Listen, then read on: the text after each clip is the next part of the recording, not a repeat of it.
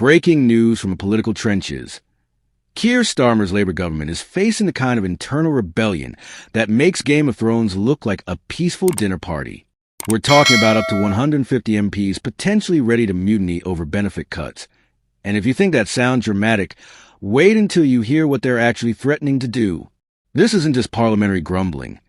This is a political equivalent of your entire family staging an intervention because you've been making questionable life choices. Welcome back to UK Daily Coffee, where we serve up more political drama than a BBC soap opera, and frankly, with better plot twists. Today we're diving into what might be the biggest internal Labour rebellion since, well, ever. Starmer's honeymoon period is officially over, and it's ended with about as much grace as a drunk tourist falling off a night bus in Magaluf. Let's paint the picture here.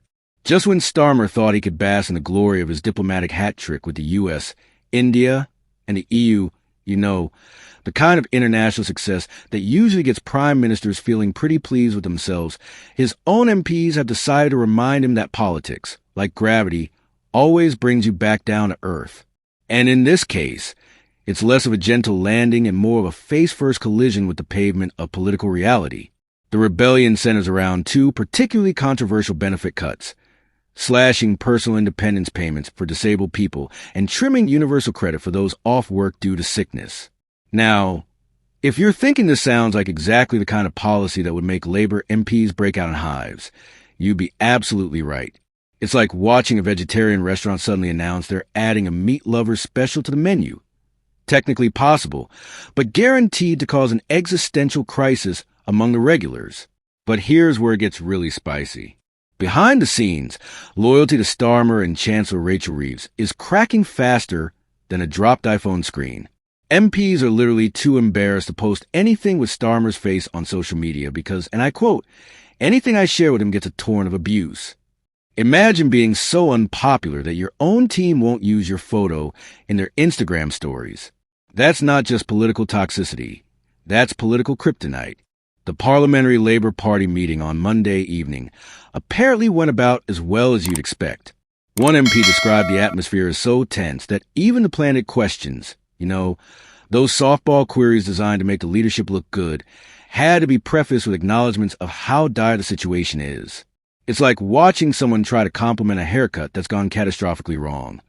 Prime Minister, given how challenging these times are and how difficult your position has become, would you like to tell us about your wonderful policies? Now, let's talk numbers, because this is where things get properly terrifying for Team Starmer. We've got 110 MPs who've signed a letter warning. They won't support the PIP changes without proper consultation. That's separate from the roughly 40 rebels who previously complained about the measures. Do the math, and you're looking at around 150 potential rebels, with a working majority of 165. That's not just uncomfortable. That's the political equivalent of playing Jenga while blindfolded during an earthquake. The government's response to this mounting rebellion has been about as subtle as a brick through a window. They've delayed a planned ministerial reshuffle until after the crucial vote in June, essentially dangling the prospect of promotion in front of wavering MPs like treats in front of hungry puppies. It's politics at its most transactional. Nice rebellion you got there. Shame if something happened to your career prospects. Angela Rayner, the Deputy Prime Minister, has emerged as something of a hero figure among the rebels. She's been pushing for wealth taxes instead of welfare cuts, which has earned her praise from MPs who say Rayner is one of us, but complain she's being frozen out. It's like watching the cool older sibling getting grounded for standing up to the parents. Technically, she's Deputy PM, but apparently that doesn't count for much when you're going against the Treasury's game plan. Speaking of the Treasury, MPs are pointing fingers directly at Rachel Reeves, suggesting she's got too much control over policy direction. One MP complained that the Treasury is being allowed to dictate too much and is out of touch with the PLP and the country. It's a fascinating power struggle. Imagine if your accountant suddenly started making all the major life decisions in your household, including what you eat for dinner and who you're allowed to be friends with. The criticism isn't stopping at Reeves either. Even Starmer's Chief of Staff Morgan McSweeney is getting it in the neck, with Labour insiders questioning whether his political judgment is as sharp as people thought. When your own party starts questioning your top advisor's competence, That's not political turbulence. That's a full-blown crisis of confidence in mission control. The government did throw a bone to the rebels this week by signaling a U-turn on the winter fuel allowance cuts.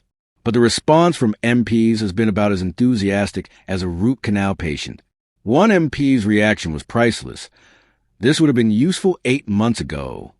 It's the political equivalent of apologizing for burning down someone's house after you've already moved in and redecorated. The damage to voter trust is done. And as one MP put it, they said, "This is what the Tories warn us about Labour, that they would do something like this." So the trust has been broken. The winter fuel allowance U-turn might have been welcomed across Labour benches, but it's done absolutely nothing to appease the disability benefit rebels. These MPs aren't just concerned about political optics. They're talking about life and death consequences. One MP revealed that constituents have told them they won't be here if the PIP reforms go through. That's not political hyperbole. That's MPs genuinely worried about the link between benefit cuts and suicide rates. The real-world impact of these proposed changes is stark.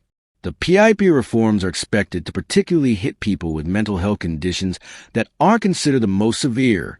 MPs are raising concerns about restricting support for vulnerable people without first reforming mental health services. As one put it, "Without the reform of mental health services, we can't take away people's support. If not, it will lead to suicides."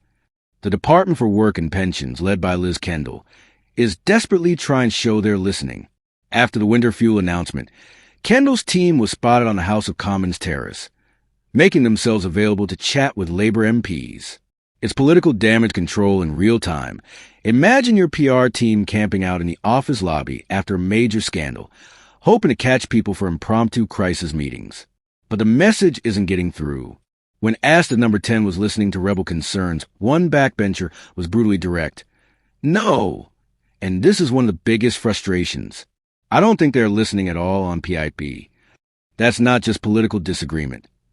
That's a complete breakdown in communication between leadership and backbenchers.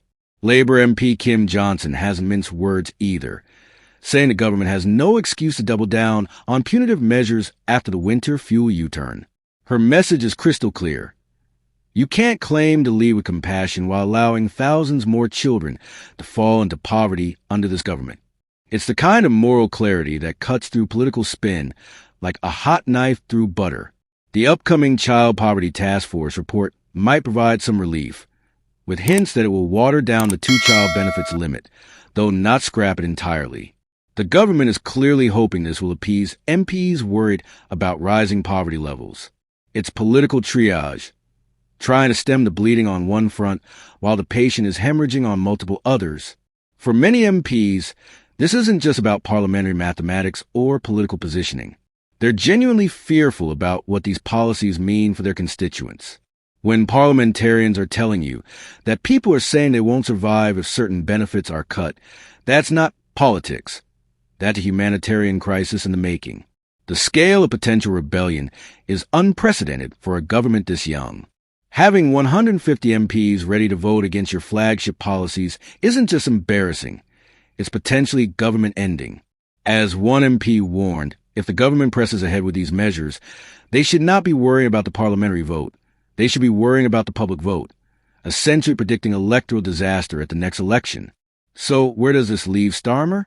He's got a choice.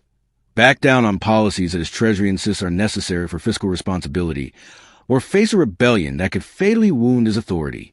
It's political Sophie's choice, damaging either way, with no clean exit strategy. The irony is delicious.